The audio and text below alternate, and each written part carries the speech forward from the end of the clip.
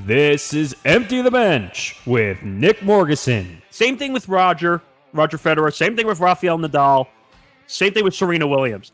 They would have all gotten exemptions to the Australian Open if they were not vaccinated, because they were not going to let those names sit out. The Australian government finally came to its senses after acting like dumb shits. He's not vaccinated. Maybe we should take back his visa and not allow him in. And Nick Fodera. And I'm not talking about people who can't get vaccinated. I'm not talking about them. Again, because I always end up coming back to the same point. It's about people who can get vaccinated but won't. Empty the Bench starts now. By the way, I think I'll jump out of this plane without a parachute. Hello, my fellow skydivers. Welcome to episode number 117 of Empty the Bench. I'm Nick Fodera, along with my venerable co-host, Mr. Nick Morgasen. We got a hell of a show today. By the way, I didn't know that you were jumping out of a plane without a parachute. Well, it's one of my hobbies, but we've got a lot of stories today. We've got MLB stuff to talk about.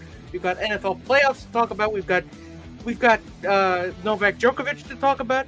We do? So many stories. I don't think I can handle it.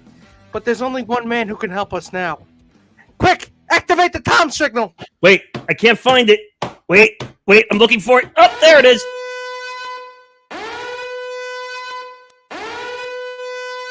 There it is.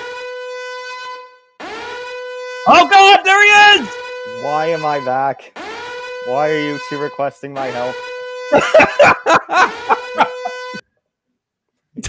But no, that's Tom Albano's music! By the way, did you really put it past me that I would try to come up with something stupid? I mean, no. No. See, that's my job here. I'm the master of stupid audio and video. See, I knew my skills would come to use at some point. Also, if I want music, I don't want a alarm sound. I would rather something better for Jim Ross to be calling me out to. Well, You should have seen the first draft of that idea was a smoke machine. well, that might be kind of dangerous. Use at your own risk. Yeah. Just saying. So, go ahead. No, I was gonna say a lot of stories we got to get to. I mean, where do we start? Because there was quite a few stories we had this. We got Wild Card weekend that's going to be starting in, it's 3:03, so a little under 90 minutes right now. We've got a bunch of firings to talk about. It's MLB. So I'm going to let you guys have the choice. Where are we going to start with this? I think we should start with MLB since we haven't talked about it in a long time. All right, so here's your MLB update. Oh, wait, there actually is an update this time. They actually did meet. They did? Yeah, But nothing got done. It lasted very shortly. It was a very short meeting, and nothing exactly was progressed, but they met. I mean, so basically it was better than the 7-minute meeting they had, back in December? Rob Manfred just standing there with a stopwatch going, and go! RELAX. I mean, that's what everyone was saying. Just relax. We'll have a meeting. We'll see what happens. I mean, not that it was going to be a good meeting or that it was going to accomplish anything.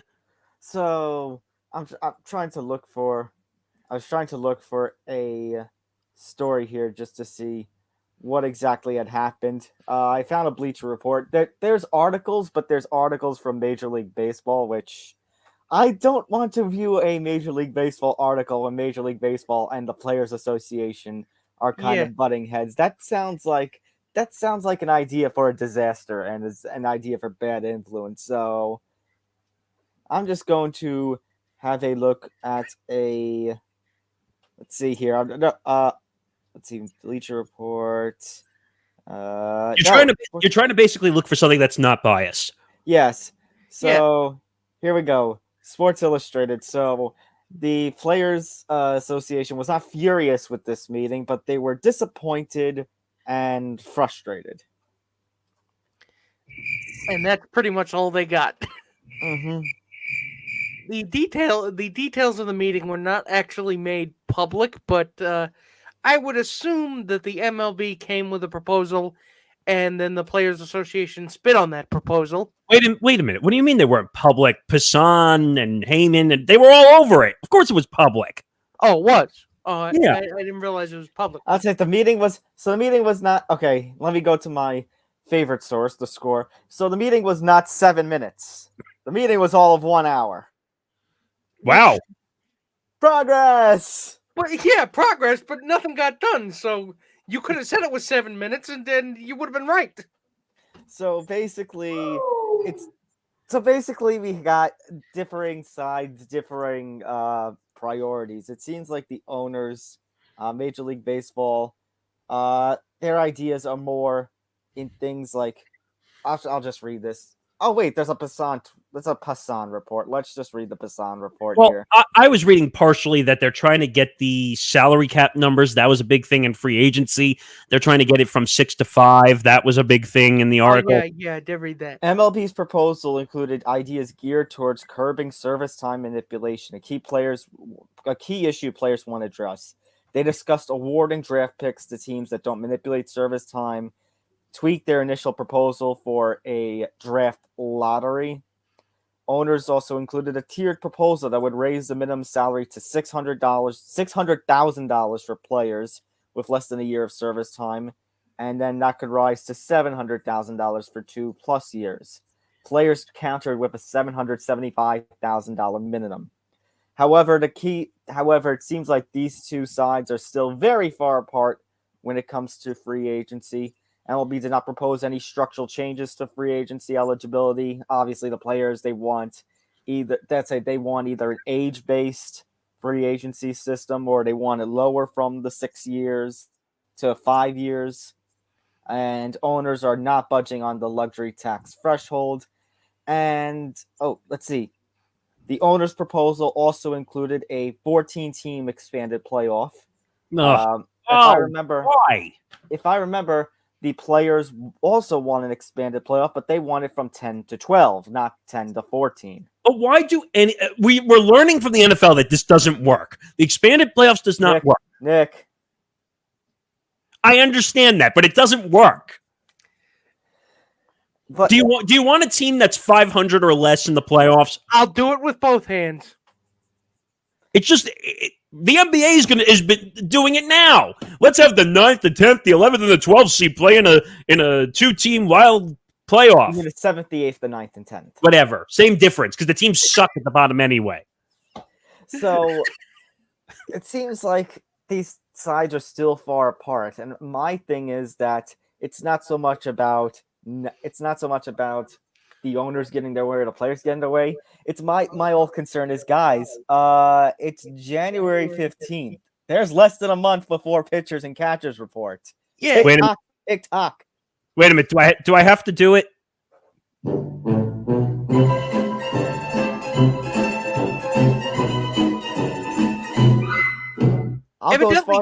Go ahead.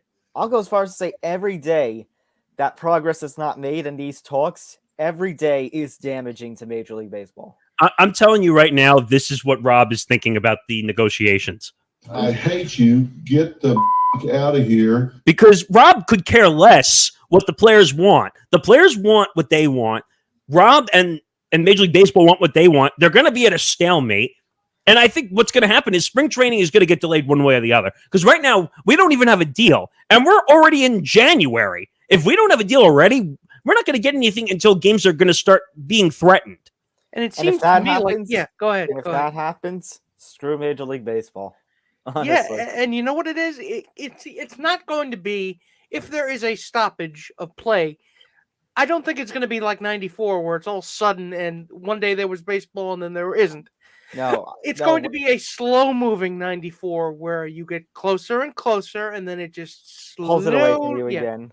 Yeah, but the difference is Rob is more stubborn-headed than any other commissioner I've ever seen. But you know what? If games start to get affected, and let's say baseball's popularity, we've already said that baseball popularity is going to go dipping, but there's not going to be any home run chase or strikeouts chase that's going to save it. No, you know what's funny, though, and Nick and I talked about this last week, how ESPN is trying to basically duplicate the Manning cast on TV.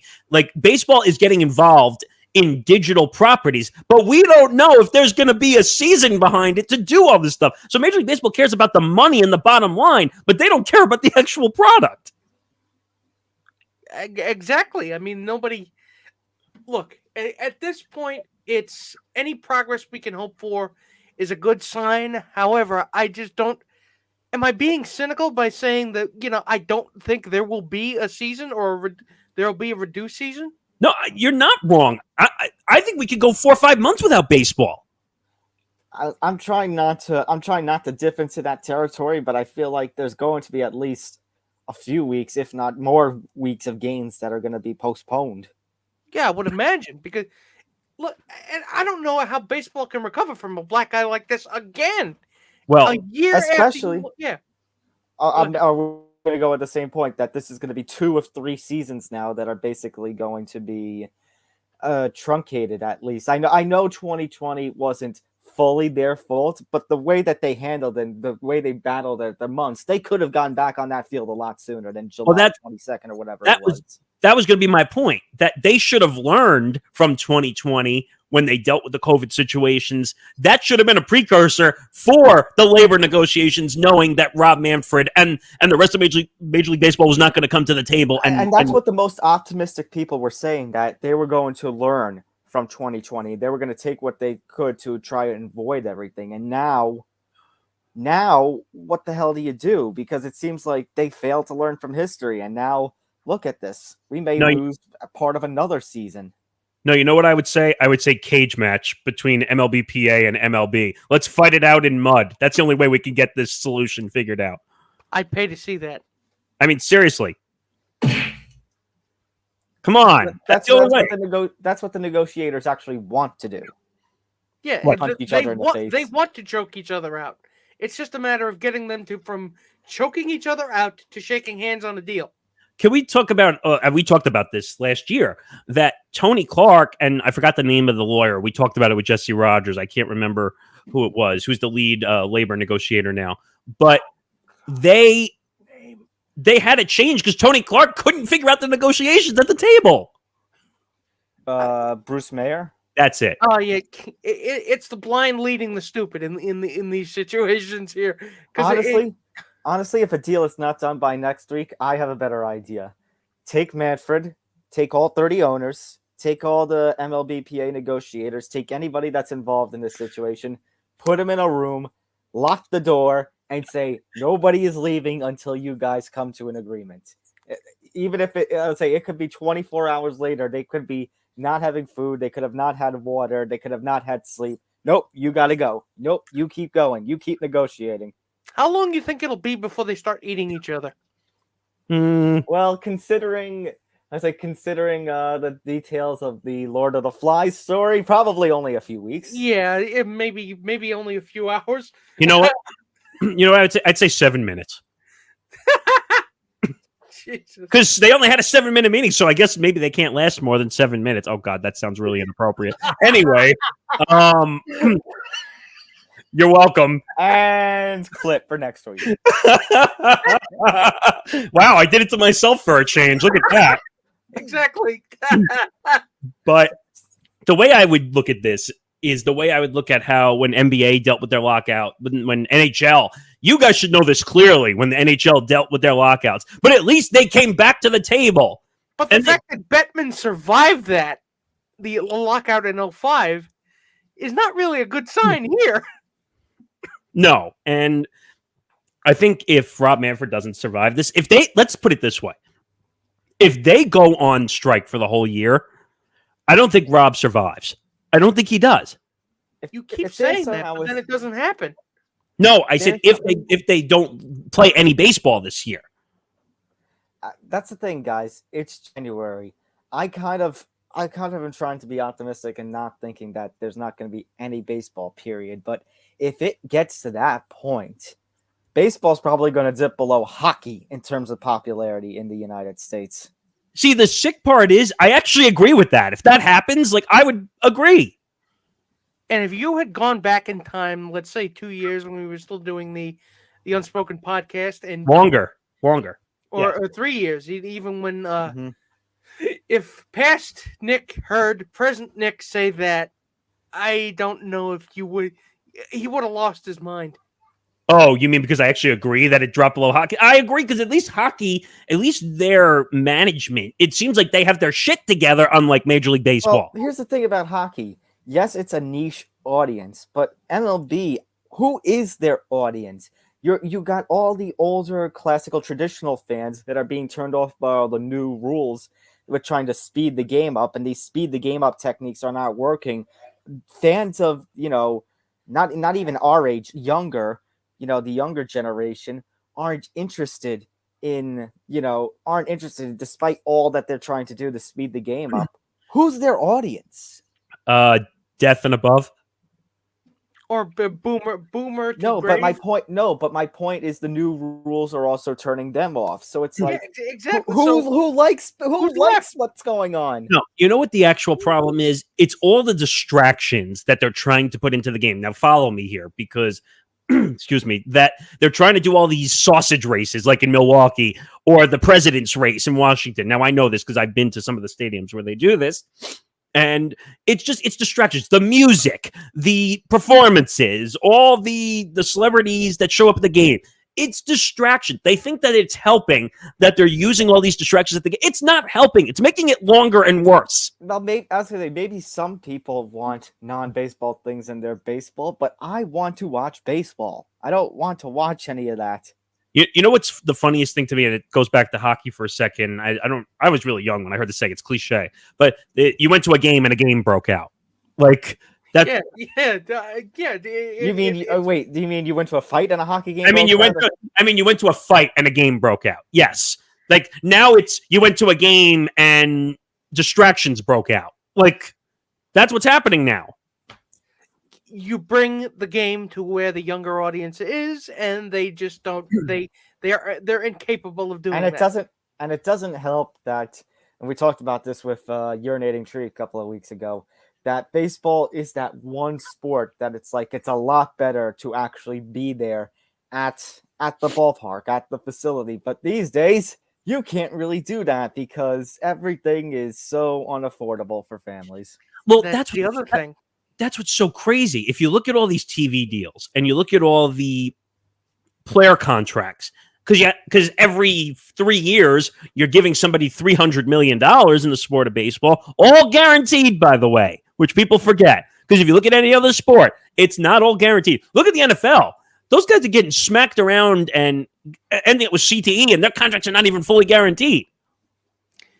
However, I do think, you can have your cake and eat it too. You can have these astronomical player salaries because the owners are billionaires. They can afford it. Believe me. Yeah, but believe it or not, I think the NFL probably has the richest owners. Would you agree with me on that? I could see it. But basically, my point was that there's not going to be really any change until one of these TV providers says, yeah, no. We're not going to carry MLB League Pass. I was going to say, no, my point is that died anyway. Not League Pass. What is it? MLB Strike Zone? We're not going to carry Strike Zone. We're not going to carry MLB Network. Actually, I remember when I was a lot younger. Do you remember MLB Extra Innings? Yeah, yes. extra Innings on DirecTV. That's what I was thinking of. But it wasn't the DirecTV one. Well, I think they carried it on DirecTV and Cablevision, which is what I had. And it was in like the 400 channels, and you could watch the different games. And they would put that. You don't need that anymore. When you could go online and you could watch the game for almost for free, why do you need to purchase the package to watch the games anymore? No, but my whole thing was that all these bargaining chips, everything like with baseball and the money and trying to get people to go to the game. The thing is, they have the television contracts, and those television contracts are some big time money.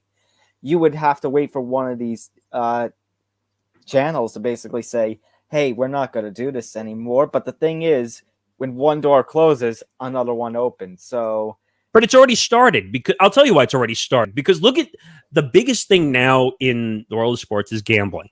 That's the big thing right now. So you're seeing the DraftKings, you're seeing the FanDuels, you're seeing like we just saw. And Tom, I don't know if you have an opinion on it, but the whole New York legal gambling now here, it's turning everything into a gambling cave. People don't care about the outcomes of the game. They care about if their bet hit in a game. I mean, but how's that different from, say, football, fantasy football? I know people who watch football just for their fantasy teams. That's gambling. That's essentially gambling. I'll tell you, I mean, it doesn't have to be. It could be a free league.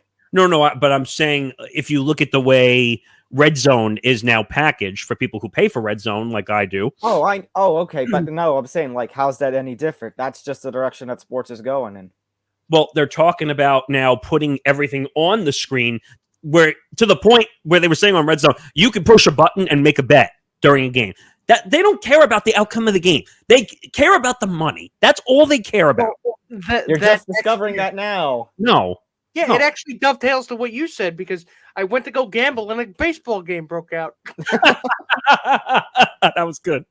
All right, let's make you very angry, Nick.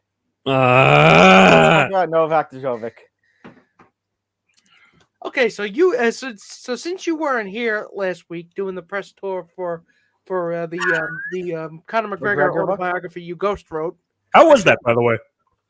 I mean, it's very weird because he wanted it basically in conversationally, like in the way he spoke. So it's like I'm trying to write everything the way he says it. Like he can't say fuck, it's F-O-K, fook. So it's basically just 247 pages of question marks. By the way, Yeah, basically. was there a clause? It Was looks like hieroglyphics. 247 pages of hieroglyphics that you need to translate. It's like By the way, code books. By the way, was there a clause in that contract that if he burned the book, he still got the money? I plead the fifth on that. I can't discuss my contract. Ah, man. Understood. But we did discuss last week Novak Djokovic, and I kind of lost it. Like I normally You lost it. You lost it? We kind of both lost it because it's I was just gonna say I could bow out of this segment because you two are just gonna have a field day with this one. so. Let's give him an update to from where we were last week to where we are now. So basically what happened was last week, he makes his way down to Australia on a exemption to the COVID vaccine, which the Australian government, you heard me say it in the intro, these dumb shits in the Australian government said, hey, I had COVID, so I get an exemption from getting the vaccine. Well, guess what? His visa got canceled the first time. He ends up in a deportation hotel. He basically gets to eat 3 meals a day, not leave where he is. And then we find out, oh, hello, legal team. Let's file a conjunction. He wins. Ends up injunction, excuse me. Oy. And I'm going to have a lot of quotes on me this Did he week. say conjunction? Yes. Yes. Whatever. Which conjunction are we talking about? And or but or That But fine. Injunction is what I meant. And so now he's back. He's practicing. He's getting ready. The Australian Open starts this Monday, by the way. They delayed the draw. They put the draw out with him. Then we find out the Australian Prime Minister says, bye, and basically takes away his visa again. so who was the lowest ranked player in this tournament? Congratulations, you're about to get an upset of Novak by forfeit and move on to the second round. Well, wait a minute. So there's another part to this story. So he's now fighting it again. He's fighting it again. He's going back to court. But here's the kicker. If he loses his injunction again, then he gets banned from Australia for 3 years. I mean, in that case, does he get kicked in the ass with a really big boot, or is he just thrown into the pouch of a kangaroo and then just jumped into the sea? No, I was thinking more classic traditional theater style where basically a big hook is just going to come Yes! in. Yeah. But here's the problem. As I'm choking all over this story. I said in my ETB minute, his number one ranking is for FU because that's all he cares about. He cares about himself. He doesn't care if he gets anybody else sick. He doesn't care if he gets any of the other tennis players sick. Now, I got a lot of hate on social media because I made a comment where I said, if this was Roger, if this was Rafa, if this was the Williams sisters, they all would have gotten exemptions as well because the tennis tour would not have allowed them not to play. They would not have allowed him not to play. But, considering what he said about Naomi Osaka, the tut-tutting he did about Naomi Osaka following the rules, it's a little rich to hear that from him, especially knowing what we know now, considering that he was typhoid Novak for a while. But here's the other issue, okay? So he's not vaccinated. We all know that. That's a public thing. Australia is the strictest country in the world when it comes to COVID vaccination. Australia and New Zealand. Because if you ever hear the story about Dan Hooker, a UFC fighter, constantly when he goes for a fight, he can't get back to his home for weeks, for months even. And you have to be vaccinated. By the way, and actually the Australian Open is doing something intelligent for a change, not with this. 50% capacity as opposed to the full 100. Everyone has to be vaccinated, from fans to line judges to referees to coaches to players. They all have to be vaccinated, except for Novak. And now he's fighting these rules, and it looks like he might not be competing after all that. But it drills down into the point, though. You just said it, and you didn't even realize. But Novak, everybody else has to follow the rules, but him. But I was listening to a lot of people the other day when they said, how the heck can he be allowed in non-vaccinated when everybody else in the country is vaccinated? How? Because he is the golden goose, and you don't kill the golden goose. Nick, for all the ranting that you do on LeBron James, hello. The situation here is quite similar. What do you mean? About killing the golden goose, about favoritism? How is this not? How is that not obvious? Oh no, right. I mean, he is the number one ranked player, but in tennis, it's different, obviously, because anyone could be the number one ranked player after winning a few majors and a few tournaments. So I'm not even talking about his rank. I'm talking about his stature. Well, his celebrity. I'm talking about his following. He is the tennis what LeBron James is to basketball right now. Actually, I think Novak was. Actually, I think Novak is being more of a jerk than LeBron James is, and that takes a lot for me to say. What? What? Did I hear that right? Wait, say it again. Say it again. I think my headphones are. I said Novak's being more of a jerk than LeBron James is right now. The fact that Nick Morgasen is saying this. All right, somebody write that down, because that's gotta be history. Well, Nick, we're going to send a doctor to your house. We want to check you. I want to make sure you are okay. Well, prove me wrong. Prove me wrong then. No, I'm not saying you're wrong. I'm just saying you're not wrong. You're crazy. Because, again, he went to his Serbian tennis center where he was doing an interview with a French outlet, no mask, knowing he had COVID. And we talked about that on Beyond the Bench. It's like... And by the way, we usually don't talk very many sports stories on Beyond the Bench, and I explained to Nick, and Nick understood me. It became news, regular news, not just sports news at that point. Because it had nothing to do with sports in the event that he was in.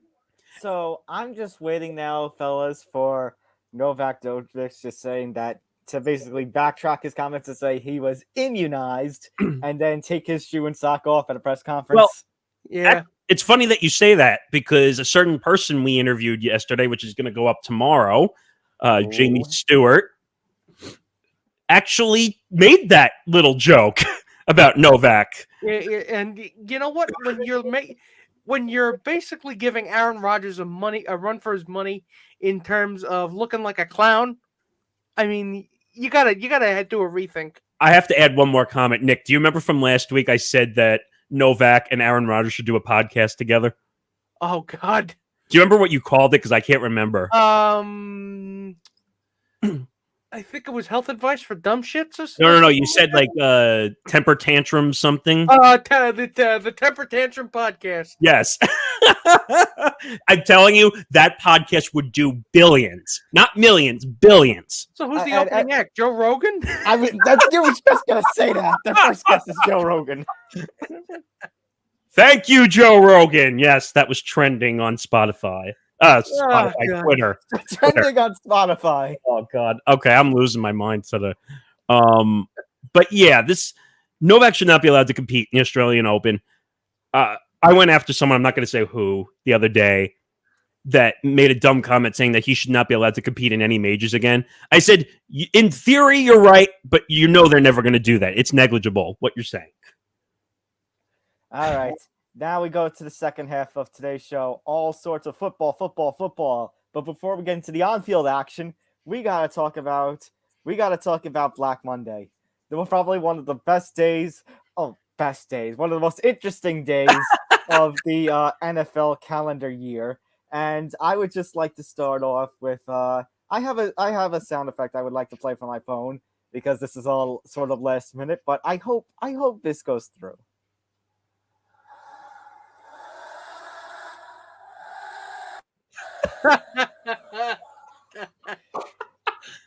On behalf of Giants fans everywhere, farewell Joe Judge, farewell Dave Gettleman, and good riddance. By the way, I got one better. Congratulations, Dickweeds. Exactly. Congratulations. Who really is the Dickweeds? Is it those two, or is it the Giants fans that have to suffer now in their aftermath? It's neither of those choices. It's the Maras. Okay, I'll take that too. Really? Yes, it's definitely John Mara and Steve Tisch, because there's been reports coming out of the organization that even though they're 50% owners, and who is it? It's supposed to be Mara runs the organization and Tisch is just kind of like the silent partner in Hollywood or something, or is it the opposite? Yeah, the brand guy, whatever the fuck. Basically, that is. I think I know where you're going with this. That Mara wanted to keep Judge around, but Tisch was pushing for his Judge's firing. Which is ironic, because Tisch is just the 50% silent partner paying the bills at this point. When Steve Tisch was the guy who had the good idea, and nobody else thought of that, that's a bad sign. I mean, are we really surprised 10-23 in 2 seasons? No, I said in my ETB minute when I broke this down, this is a stupefyingly terrible. Kenny Golladay, $73 million, and all three of us had just as much touchdowns as him. Well, now you're stealing bits from all that great interview we're going to be doing. We did, but still, it's true. It's still true. You can't argue with facts, Nick. No, that's true.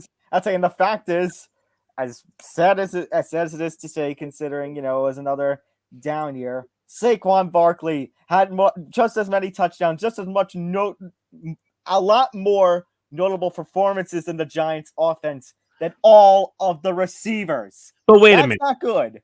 But wait. So what I love about the Giants organization is they really find ways to fuck up every time they fire a coach. Because they did it with McAdoo, they did it with Zimmer, now they're doing it with Judge, where he had his press conference, it looked like he was coming back, then he gives that terrible press conference, and he tells his team, hey guys, I'm coming back, and then we find out, oh wait, he's not there anymore. What happened? Yep. So you said that this isn't a clown show organization, Joe, but guess what? You have the biggest clown nose of everybody there. Say it ain't so. Mirror. Say it ain't so, Joe, is the way I would say it at this point. Gettleman, we talked about this already during the season because it was reports during the season. Gettleman got to retire. By the way, this is history. This is history, the way they handle their GMs. They don't get fired. They don't resign. They retire. Well, I feel like that's a lot more of the Steelers mess. Yeah, we don't want to be seen kicking you in the ass out the door. So can I just say, guys, that one decision from 2017 to bench Eli Manning for Geno Smith, man, did that deteriorate this organization quickly. Holy shit! Did things went downhill because from the Swiss ski jumper. Because let's be honest. Maybe we don't draft Saquon, and maybe we do actually draft a quarterback in 18. If, let's say, that game we actually put our young quarterback at that time, oh my God, what's his name? Davis. Davis Webb. Davis Webb. Oh my God. If we had started, imagine if we had started Webb that week instead of Geno Smith, to borrow a line from a head coach 15 years ago, was who we thought he was. By the way, I don't think Geno Smith's going to be playing in the NFL much longer anyway. No, isn't he the backup, right? Wasn't he No. This season in Seattle? Did you hear what happened to him? What? Did you hear DUI? He got arrested for basically going 90 miles an hour and being like way over the legal limit while driving. Oh my God, and he threatened the... And he basically said that he said a cop had small dick syndrome. and he was like 3 times over the DUI. Oh boy, this is gonna end up badly for Mr. I mean, Smith. wait a minute. The DUI thing is horrible, but to tell Cup he's got small dick syndrome. I mean, bonus points for the insult. I You mean, may want to choose when you're going to deploy that insult and who to. I was gonna say bonus points meaning bonus trouble. Yeah. I mean, So, but there's so many others. I mean, you had Joe Judge, and then I think the biggest name that people are talking about now is obviously Brian Flores. can I just say, man, after I understand the Dolphins had a 1-7 start. I understand that maybe if 1 or 2 games could have gotten their way, they could have gotten into the playoffs, and maybe you put that blame on him. But the fact that they had the run that they did and how they came so close, and you're gonna fire him after that? That just shows you where the Dolphins are going. Oh, in the toilet. Yeah. I mean, you have to look at this organization. Like you said, go from 1-7 to finishing what? 9-8, 9-8, I think. Just Which missed is out on the playoffs. Which is incredible considering where they broke an NFL record for what they did. First time in NFL history, 7-game losing streak followed by a 7-game winning streak. I wouldn't even really. I mean, you can characterize it as flushing the franchise down the toilet, but in this case, it was a self-inflicted flush. They flushed themselves down the toilet. No, the Dolphins have been in the shitter for decades. Yeah, but there was potential there. But finishing 9, like you said, there was something there with Brian Flores that maybe could have worked. Wait a minute. They haven't won since the fucking 70s. Okay. Yes, I But know Nick, that. this was a sign of progress. This is not like the Giants, where it's been 10 years of swirling around the drain. Yeah, It's but not like that. I There's understand. progress there. And actually, you want I think these two should be connected because if the Giants were smart, they would actually go talk to Brian Flores. They should, but you know, yeah. But the Giants are gonna, guys. This is what we're talking about when they talk about GM and coach problems. The Giants have a very big problem on their hands. Well, they also don't have a GM or a coach. So yeah, but the fact that they have a lack of cap space, I mean, that makes it a lot less desirable of a job. Did you hear another rumor that apparently Mara wanted to bring in his son to be the GM and Tisch actually stepped in and said, "You're not doing that"? That's the one time he actually stepped in. What? Yeah, that report came out. What? Yeah. So let's just be clear. The only way the Giants are going to get out of the toilet is if the Mara and Tisch sell off. Who's your options right now? Because, before we can even think of a coach, who are your GM options at this point? Well, actually, they were just going over all the people that they've interviewed. So actually, let me pull those up because every time they do complete an interview, it goes up on their Facebook. You know what? Like the list I'm thinking of is like people coming out of the small clown car as it's driving by. Oh, they actually have a GM interview tracker on the NFL.com website. So Jesus Christ. Here we go. Ready? Joe Horitz, Baltimore Ravens Director of Player Personnel. Monty Austinfort, Titans Director of Player Personnel. Ryan Cowden, Titans Vice President of Player Personnel. Ryan Poles, Kansas City Chiefs Executive Director of Player Personnel. Quentin Harris, Cardinals VP of Player Personnel. Adrian Wilson, Cardinals VP of Pro Personnel. Joe Schoen, Buffalo Bills Assistant General Manager. Okay, I see a trend there, and so far, one player personnel. No, but one person that has partial general manager experience. That looks like they might be going the rookie GM route. Oh, again. Oh God. Who's that? A football talent. And you know what that means, right? If they bring in a rookie guy, the GM, coach, that guy's going to look for the respect and the perspective of a new young guy. They're going to look for the next Sean McVay. And they'll end up getting a Kmart version of him.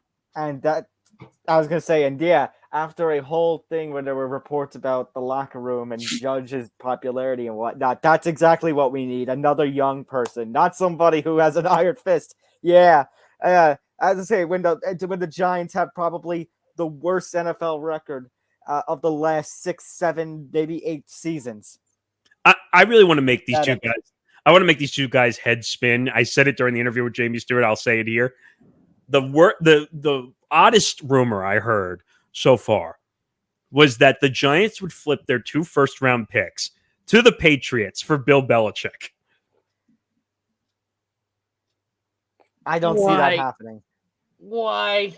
I don't know if you're trolling or not, but I'd say I think you're trolling, but I still don't see that happening. I'm Honestly, not trolling. Someone actually said it. I know, but but are they on drugs? But I've been even thinking about it, and honestly, no, because remember the 2 first-round picks for Wilson rumor.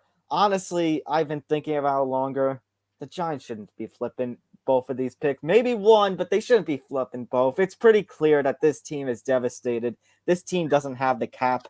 They need the rookies. They need the youth. You may as well just build up your offensive and defensive lines at this point. What about Tony? Tony did nothing either.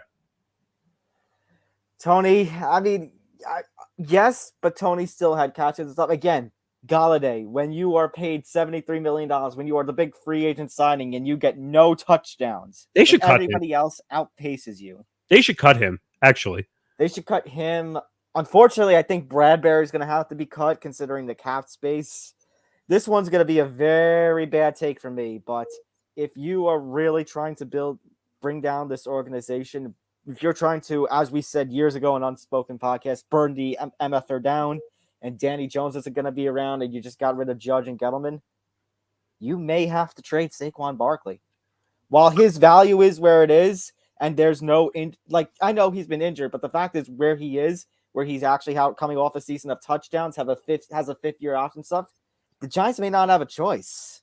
They may not, and you know what? I mean, you're stuck in a deep dark hole. You're sinking fast, and you have to figure out a way to get out. I'd say I actually got questioned by my dad like a week ago when I said it. Like, what are you going to get? It's not a matter of what the Giants are going to get.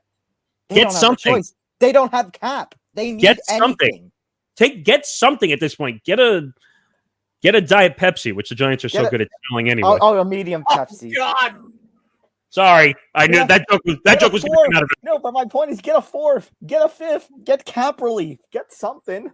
Actually, you know what? You know what? Since they hate Diet Pepsi so much, get a Coke. The 7-Up. Jets fan is giving us shit here. Jets fan. And the Jets and the Giants managed to have the same record this year. Well, you know what?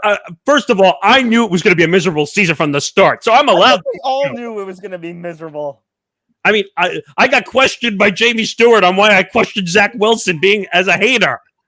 I mean, you are that is your default mode, but still, Is hater. the fact that, Yeah, Nick, your favorite drink is Haterade.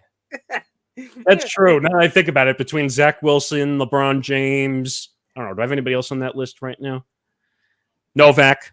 Yeah. You burst through walls like the un-Kool-Aid man. Yeah. Oh no. No. Oh yes. That should be one of our promotional products once we build this network up further. That the Haterade shirt, we should make one of those from me. Haterade. Nick would be the golden. Nick would be the golden toilet. I would be the Haterade. I don't know. We need one for. I would just be a facepalm emoji. That's it. That would be good.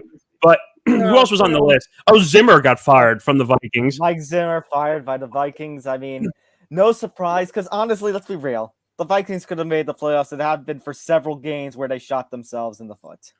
Well, also Cousins. I would go even further. They shot themselves in the dick. I'll tell you, no, Nick, I disagree completely. This was not Kirk Cousins' fault. This was a tremendous year for Kirk Cousins. This was a complete defensive collapse. I mean that it didn't help that he was out for a few games because he was unvaccinated. But that was at the end. But by the point, Nick, by that point, because that was late December, by that point, the Vikings had already ruined their season. That was after the freaking Lions lost. When you're losing to the Lions, that was a problem. Well, also you had Delvin Cook out with the injury. That didn't help. Okay, yes, that too. Let's see. Actually, no, because I have all the names on here. Well, the most recent one was David Culley fired from the Texans. Hey, I mean, he's going to make $23 million sitting on the sidelines, by the way. Which continues to be the Texans continue to demonstrate stupidity. What were you expecting? What were you expecting in a season where Deshaun Watson hates your guts and is sitting out? What were you expecting when your running backs are banged up David Johnson, Philip Lindsay, who I like, by the way. What? Who I like, by the way. I think Philip Lindsay is a quality running back. I'm saying they traded Philip Lindsay away. I'd say they released Philip Lindsay late into the season. Mark Ingram was already back in New Orleans. Brandon Cooks, but who was your quarterback at this point? You started with Tyrod Taylor. Mills, yeah. That's saying you started with Tyrod Taylor, and then when you realized, oh wait, when you finally listened to what everybody was saying, it's like, oh wait, we're actually not going anywhere. Then you put in Davis Mills. Well, they're talking about giving him a chance next season. Well, but that's the point, Nick. They were what were you expecting? And you're going to fire David Culley and talk about how bad of a job he did. What kind of team did you build around? I mean, you don't have your star quarterback. You don't have anything. Like the ghost of Bill O'Brien continues to haunt this team. By the way, I was gonna, and this might be my crazy theory of the year, like the Aaron Rodgers trade. To the Braves. No! I was gonna say maybe they should bring Bill O'Brien back as their head coach. So really, the lesson here is don't lick a Penn Station toilet and not expect to get sick. Hey, be careful. A woman on TikTok became famous and trending over that. Matt Nagy fired by the Bears. I mean, think about this. What? No, we're just laughing because that's so obvious. No, but I'm laughing at myself for basically saying, they could be good this year. They could be good. Here's the thing. Here's the thing, guys. They took a big chance when they made that trade with the Giants in the draft, when they gave away all that they did just for the fact, to try and trade up and get Justin Fields. And now the Bears are left in a season. It's been a season where everything completely collapsed around them. Allen Robinson, my heart breaks for him. One of the most talented receivers in the NFL did nothing this season. Fields, Dalton, that whole quarterback tree. I mean, that whole quarterback competition, that whole quarterback fight, and neither of them really did a good job. And now look, the Bears don't have their first round pick. The Giants have 2 top 10 picks. By the way, deserve to go. I'm sorry. When your team is led by Andy Dalton most of the season, you're in trouble. Mm-hmm. And then Vic Fangio fired by the Broncos, and I mean, the Broncos have talent. Sutton, Judy, Javonte Williams at the rookie back. If they could get a quarterback, they would be dangerous. Yeah, maybe that's it. They need. As I was gonna say, whoever the new head coach is, and Elway need to have a little discussion to finally get the one. The problem is the quarterback draft class this year is kind of how do we put this? Shit. Yeah. I mean, but here's the thing. And Nick disappeared. Okay, I guess we'll continue when he comes back.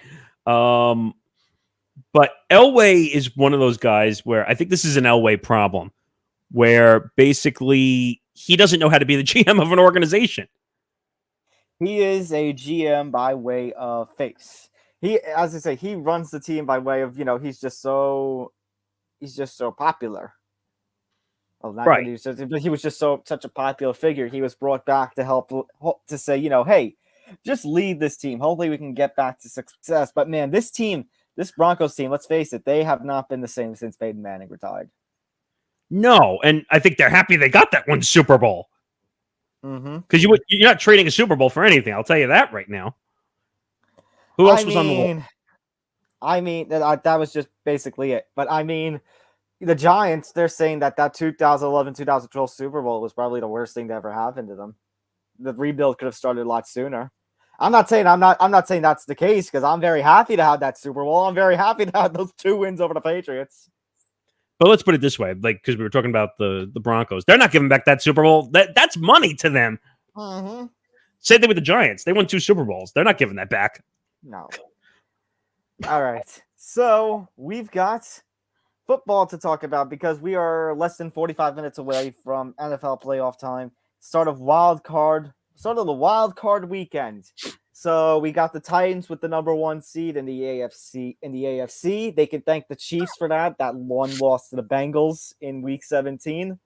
And the Pack Arena just could not be caught up to by the Bucs, Cowboys, and such. So the AFC, the road to the Super Bowl in the AFC goes through Nashville, Tennessee. The road to the Super Bowl in the NFC goes through Lambeau Field once again. Right. So I guess we should just talk some games then, right? So yeah, we may as well just have to move on. So let's go through it. So AFC Wild Card, a game that's actually going to kick off in about 40 minutes from this point. It's the Raiders and the Bengals. The Bengals, the -5.5 favorite. The Raiders. Wow. Respect. RESPECT. The Raiders. So the Raiders, if you remember, snuck into the playoffs following their must-win game on Sunday Night Football against the Chargers, which a timeout robbed us. Oh, there's Nick Fodera. Hello. Hey, I'm back. Sorry about that.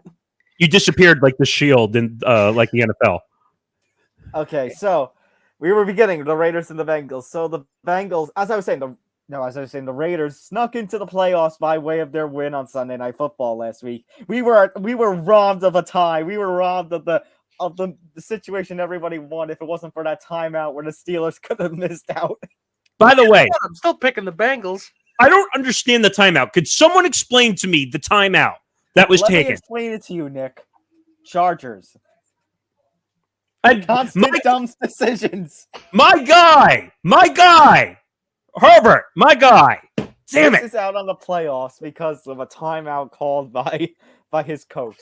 I mean, he was doing everything he could Herbert was doing everything he could to help them win the game, so you can't really fault him for that. I would have laughed. If this game ended in a tie and Big Ben and the Steelers were out on a tie. At least he could have gone out on a win. We'll get to the Steelers in a bit, but he's going to go out on a loss. At least if he had a tie, to miss the playoffs, he could have gone out on a win. I'm still taking the money. Yeah, so let me explain it. Once again, you know my feelings on the Bengals this whole season, gentlemen. I think Burrow is incredible. I think they have had the wide receiver core that they have had. As much as Jamar Chase had quite a bit of a downturn in the second half of the season, those last two games where he was basically smashing rookie performances, Higgins, Tyler Boyd, incredible. Joe Mixon, an incredible comeback season. I just said it before. I'll say it again. I quote Aretha Franklin, RESPECT. Find out what it means to me. Find out what it means to the Bengals. You all did this season. Take that damn money and run. Bengals all the way. Yes. Yeah, take it. I don't want to hear any more disrespect on the Bengals. Vegas can go take a hike. So we now move on to, I think the Saturday night game, gentlemen, is a very, very interesting one. It's the Patriots and the Bills. The Bills won the AFC East. However, the Patriots finished as the top seed at the top wild card seed. They're 4-5, and so here we are.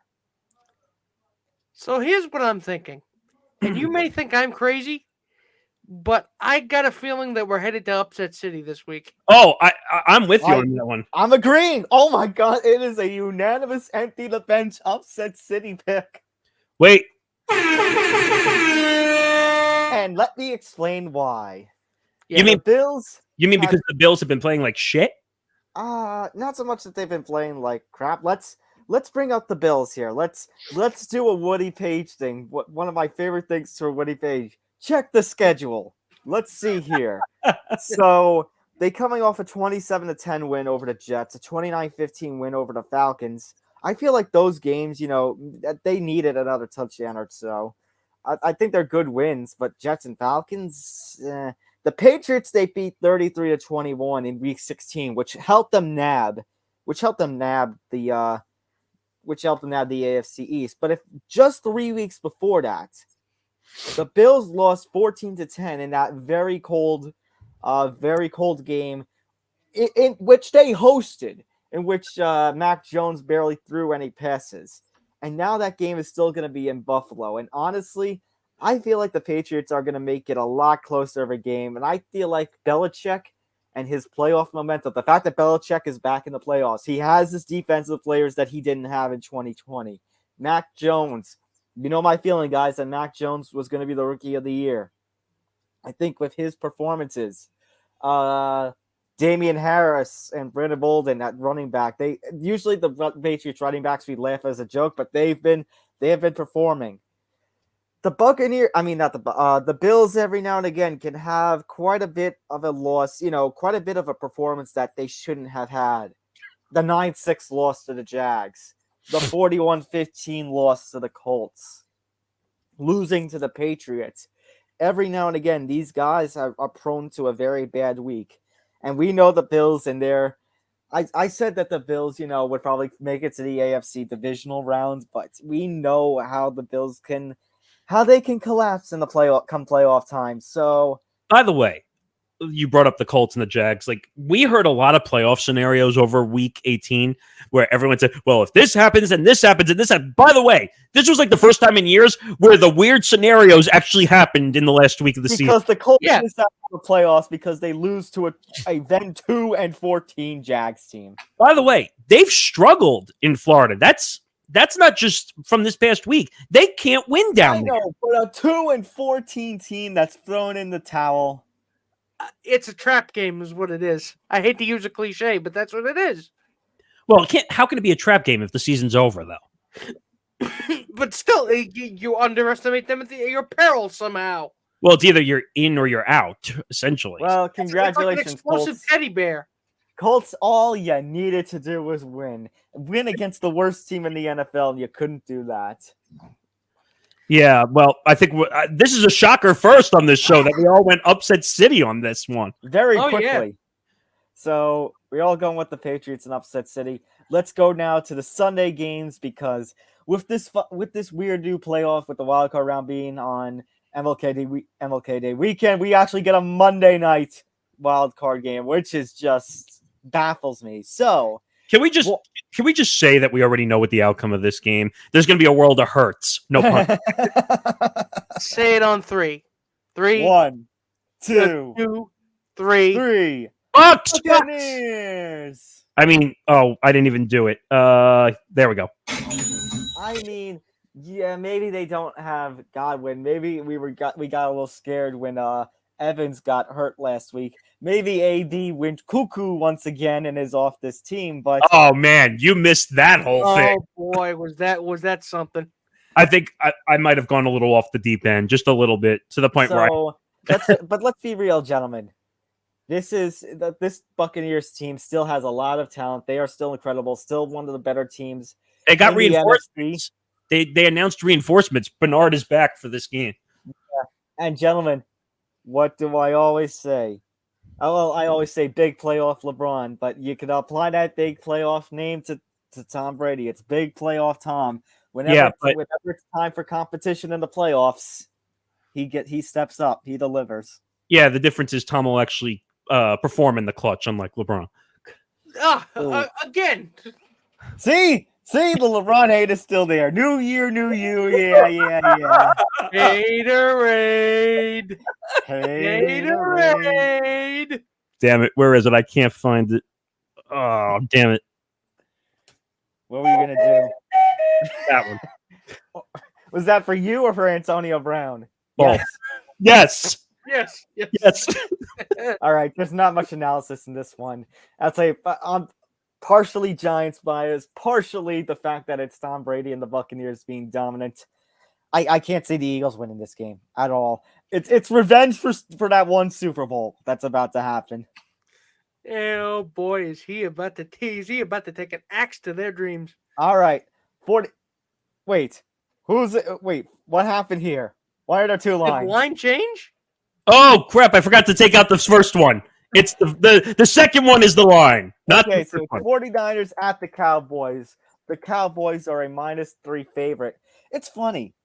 The Cowboys only being a -3 favorite because they dominated. They were truly a top team. Like it was them, the Buccaneers, and I'll say honestly, let's be real. All 4 division winners were actually pretty dominant division winners this year in the NFC. But the 49ers, you would think, with how banged up their team is, the fact that their quarterback situation is a big question mark, that Trey Lance looks like he's going to take over for Jimmy G with this next season. And yet the 49ers were 10-7, and they were in it with the NFC West. And now, but do I see them beating the Cowboys? I would love to see it happen. You know what's interesting though? Like everyone would say, "Oh, look at how great Dak has played." Well, he played against backups last week with the Eagles. Who else did they play? I mean, they played a bunch of crap coming down the stretch. They did. And everyone's talking. I mean, yeah, but Dak had a decent year, and the Cowboys receivers like Coop and such. But honestly, guys, the most underrated play, the most talked about play that needs to be talked about on that Cowboys team, not Zeke, Tony Pollard. Well, because Zeke is a has-been at this point. Tony Oh, Pollard God. has absolutely delivered very quietly. And honestly, he needs the respect that he deserves. He's right now, I think, the better running back there in Dallas. And honestly, I would love to see the 49ers beat the Cowboys because NFC East bias. But I think the Cowboys' loss comes next week in the divisional round. The 49ers are just too question mark of a team. I wasn't even sure they were going to make it to the wild card. I got to go with the boys. I'm with you, so I'm taking the money. Yeah, I mean, I don't think this is a great game to begin with, but yeah. No, it's not.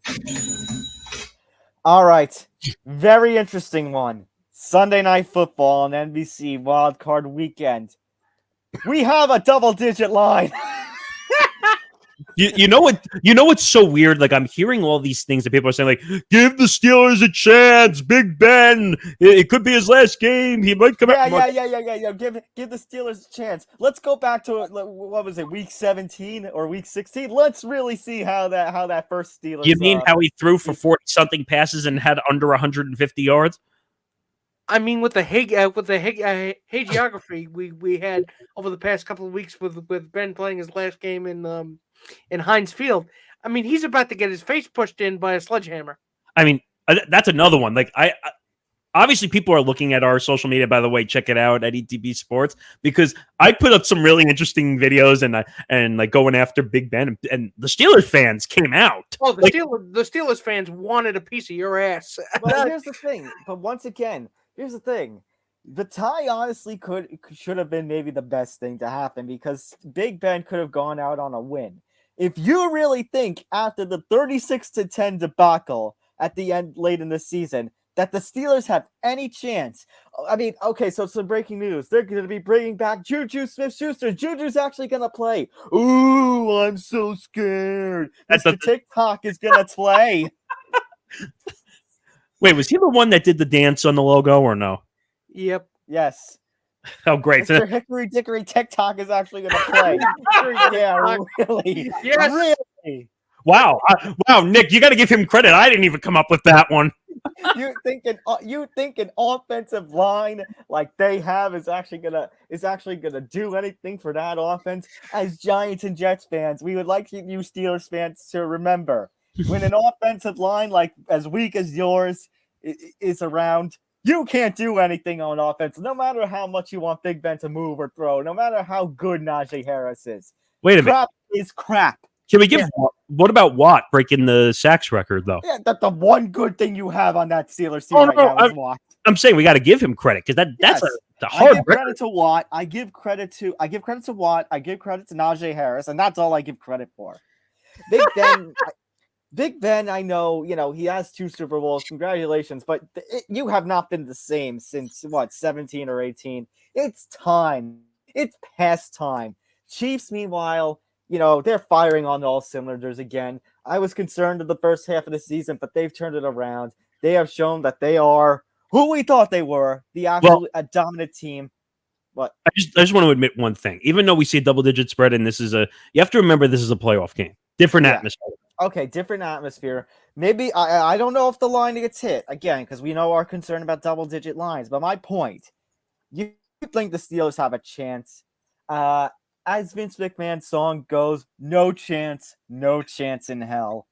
Chiefs, baby, Chiefs. I'm taking the Chiefs, but I'm not taking that line. I'm saying it'll be closer to maybe about 10. Yeah, 10. Yeah. I'll find with 10. Yeah, playoff football, like it's hard to even when the games are a mismatch, you just see close games because the atmosphere is you play tighter. So fair. The Chiefs are going to win, which is fair. Yeah. But that line is insane.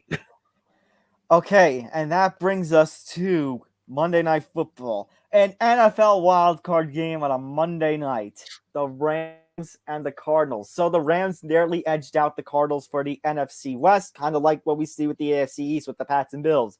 But the way that the seeds fell, the 2 division rivals are going to play in wildcard weekend. This is going to be the most interesting. I honestly think this is the most interesting matchup of the whole wild card weekend, Cardinals Rams. Now, is DeAndre Hopkins going to play or? Oh, he's out. Out. There's Okay, been a I'd say there was a chance that he could come back for the playoffs, but it's going to be week by week, and right now it seems like out. DeAndre's out for Wild Card weekend. so that has now pushed me into my decision. I'm taking the money. Well, Watt is back though. If that means anything, I don't It know. doesn't. It Watt doesn't. is back, but the thing is, and Kyler Murray is talented as all hell, but the Rams have just been firing on all cylinders. Their defense is one of the toughest in the NFL. Odell Beckham Jr. has new life there in Los Angeles, and honestly, even though their Los Angeles record is still kind of the same when Jared Goff was there with their receiver core, even without Robert Woods and subbing Odell in, and now with Matt Stafford at the helm, this is still a great Rams team. They're still tough. The one concern I had was Matt Stafford because he just is an interception machine.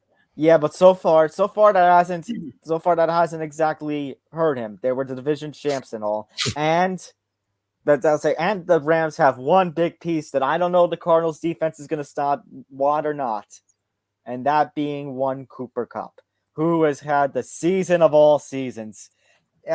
He's just going to be such a threat in this postseason that I just, as long as Matt Stafford is on his game, he's going to continue to fire to Kupp. And then towards the end zone, going to fire to Kupp, going to fire to Odell, fire to anybody he sees in there. I can't see the I can't see the Cardinals stopping Is them. Connor back? Connor is back.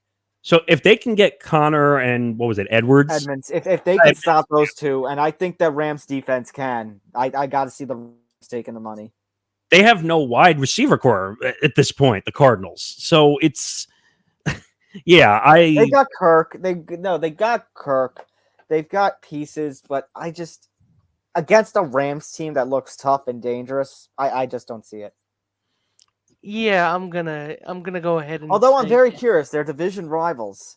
I have to look back on their previous outings. Let's see what happened earlier this season. So the Cardinals destroyed them. the Cardinals actually did destroy the Rams in early October, but they played back on the 13th, and the Rams got the 30-23 win, which is what I think it's going to be more like. I think it's going to be close. I think it'll be barely over that 4. I'm still going to take the money. I think it's going to be a touchdown difference or 2 field goals, but I think it's the Rams still have it. Yeah, I'm going to stay with you. It's going to be close again, like I said, because playoff atmosphere, these two teams are at each other's throats in a division matchup. I just think the Rams are too much.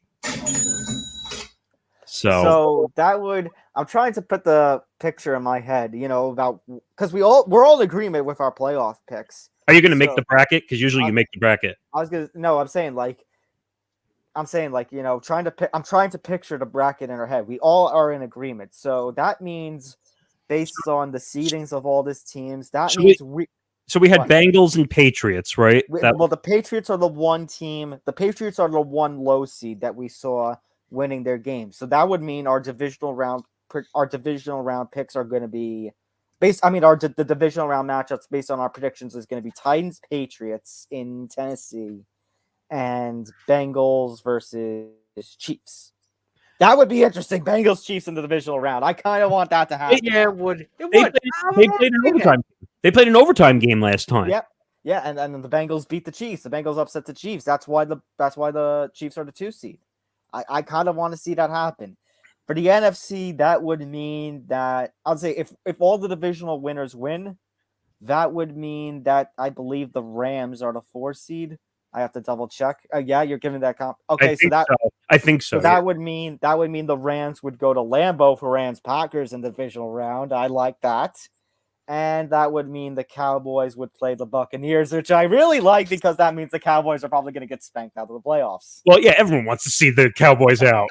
No one wants the Cowboys to win. Come I'm on. gonna knock myself to sleep with that thought.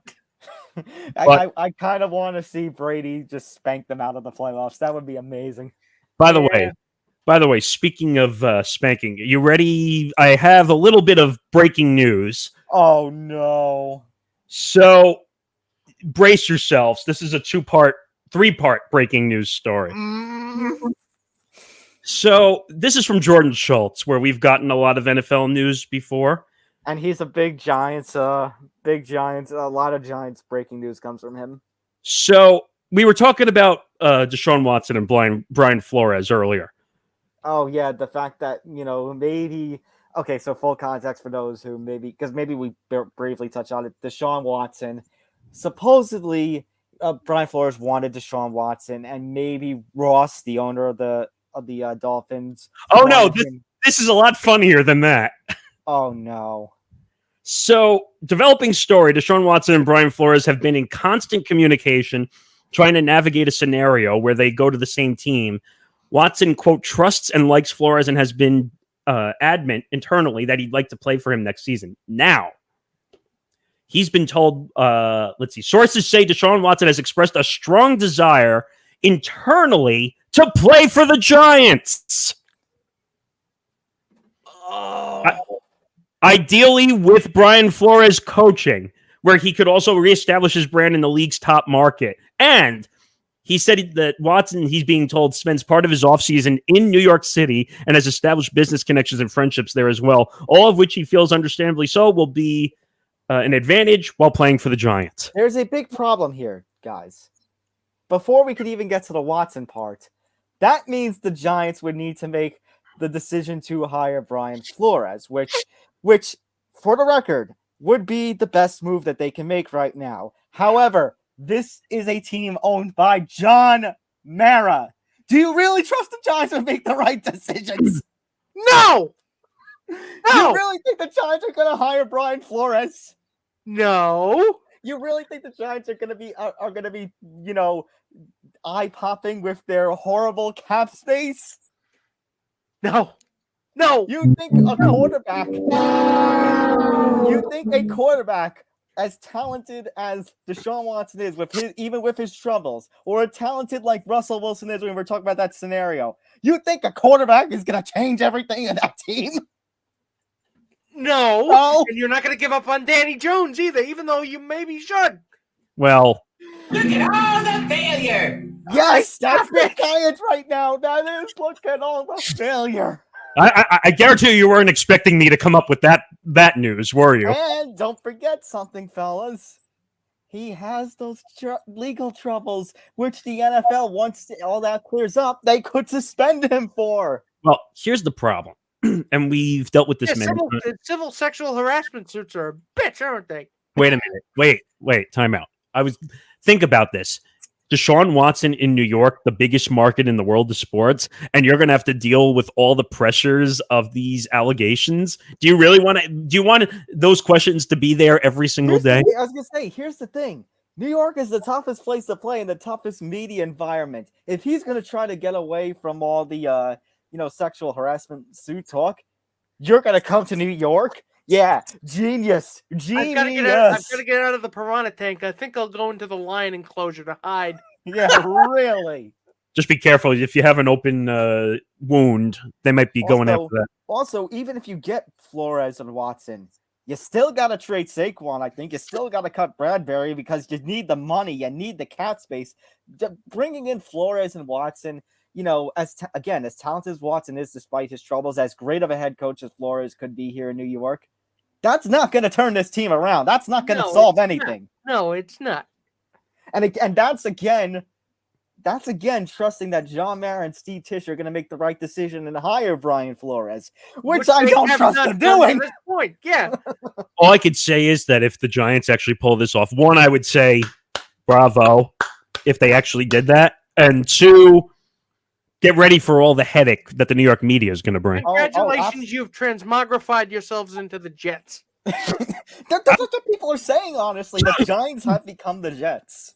And you know what? I'm not insulted by that because the Jets are a giant headache anyway. So, yeah, but also, that's also depending on the Giants are going to go after Brian Flores right away. I mean, I was going to say that would contradict what you said before, Nick, about the idea that they're going to go after the rookie general manager, which means they're going to go after not a Brian Flores, but another rookie head coach. But here's the problem. Here's the problem. If that report is true, now we don't know.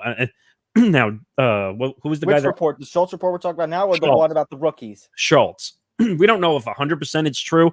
I mean, he must have some sources on the inside, but if that's true, they're going to have to hire an experienced GM. They can't bring in Brian Flores and bring in a rookie GM. They just can't do it. Well, but it seems like the Giants' priority is to get the GM before the head coach, which means the longer it takes for them to get a GM, probably less likely of a chance they're going to hire Flores, which means less likely of a chance that Sean's going to. You get my point. Like, there's too many variables to go with Schultz's report that I don't see it happening. Yeah, there's too much going on in this situation now. I'm sure I just totally twisted the two Giants fans' minds here by bringing that up. Joke's on you. I'm dead inside. Well, that one I'm not surprised. Well, this is what's going on in your head right now. Congratulations, dickweeds. I just stop proving me right, John Mara. Stop it. Stop proving me right. The problem is every time we keep talking about the Giants, we're going to end up like what Nick said last week. Honestly,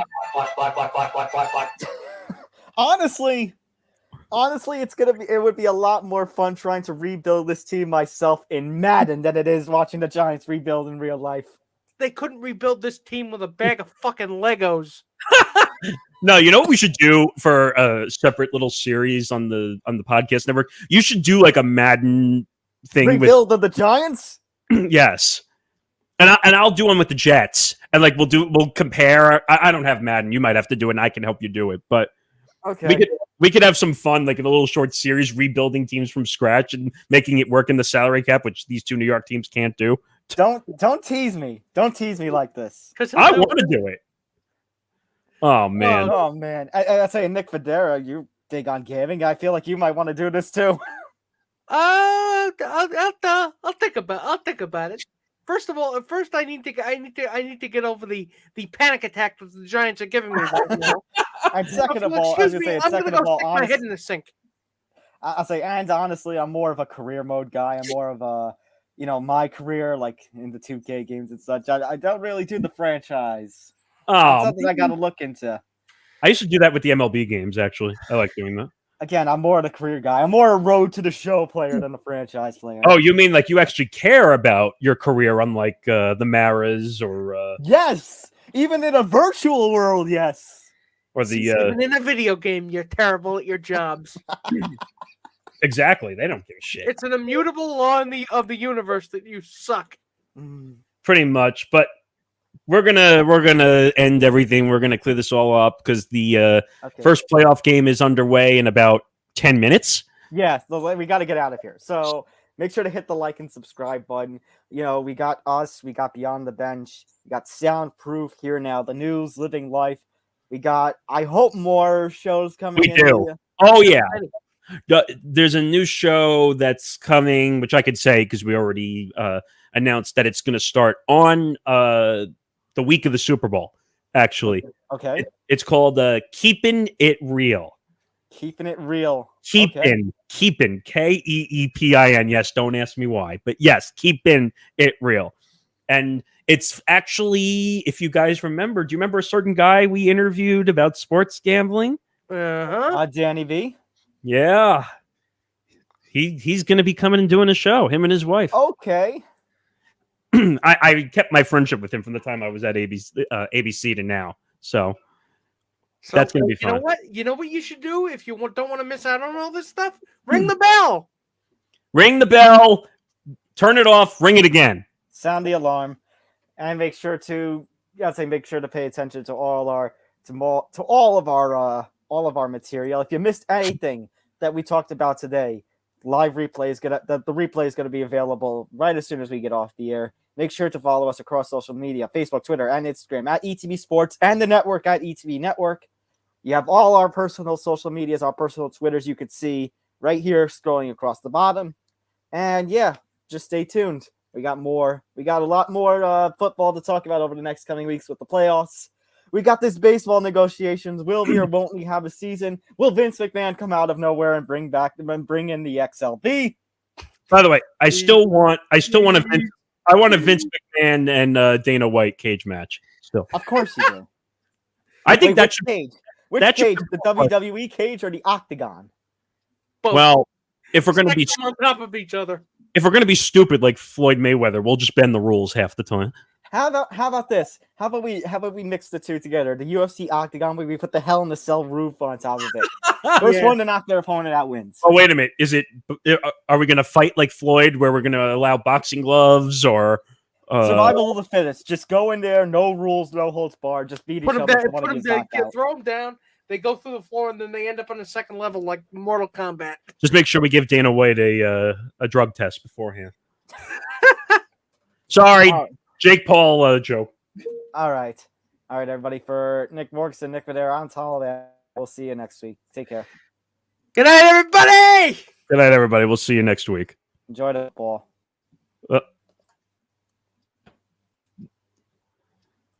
Oh.